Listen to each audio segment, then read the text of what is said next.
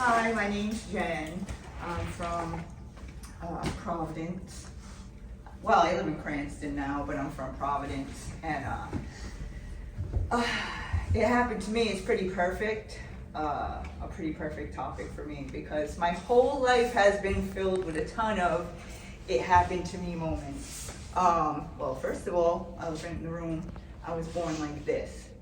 And even though I'm 48, and we live in such progressive times, we really have a long way to go, even now, but more so, 30 years ago, 40 years ago.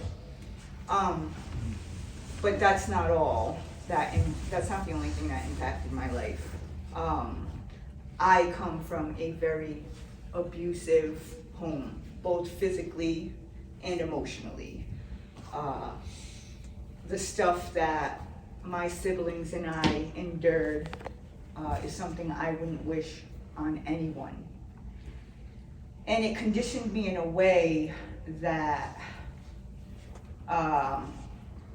it impacted my life negatively because I was so broken and just hurt and just walking around with that. I was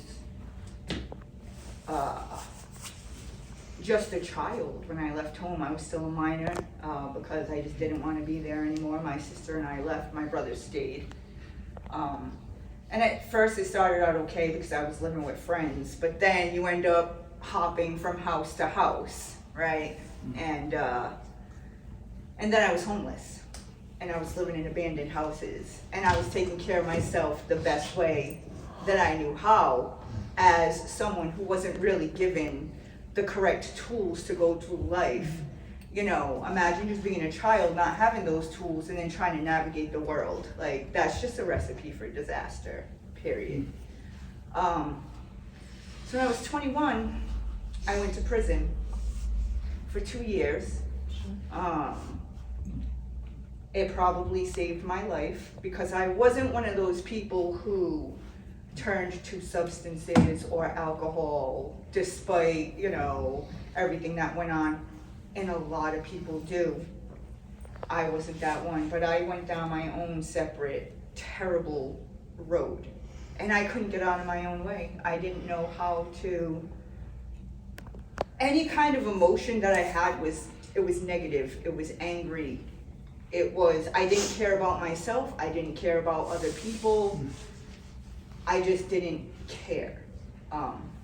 I had 3 beautiful children with someone who probably didn't deserve me, but I also did not raise those children, right? I couldn't. So if you're not given love, how can you truly love something else? So all of those things happened to me. And at some point, I realized that I didn't want to live like that. I didn't want to sit in that negativity. I didn't want to be pessimistic. Like, I had to make some changes because I was stuck in these situations where it was just a cycle of toxicity and just, being stagnant. And when you're stuck like that in this loop, right, you can't grow.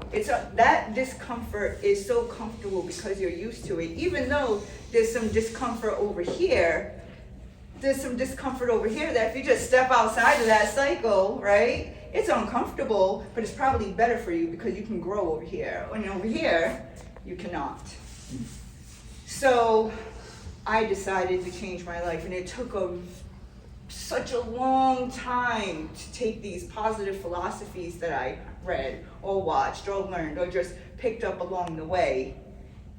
And it's gonna sound crazy, but in February of 2023, I had an awakening. And I have to tell you, I was an atheist my entire life. I wasn't looking into any kind of spirituality. I read about religion as, I looked at it from an educational standpoint. I'm super into polytheism. I don't know why. But I wouldn't consider myself, heaven, hell, karmic debt, any of that. No.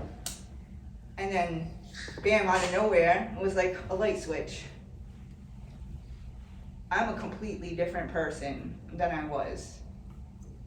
And I'm so grateful today that I was able to pick up the lessons, learn forgiveness, because I held on to stuff, even though I was going through and I was trying to adopt these positive philosophies into my life, into my way of life. I found that I was still held back a little because I could not forgive. Forgiveness is hard. I didn't understand that you can forgive somebody internally and still have healthy boundaries, not have anything to do with them, but appreciate the lesson and take that lesson to move forward. That lesson is a very good gift for you, just for your purposes of your discernment, right?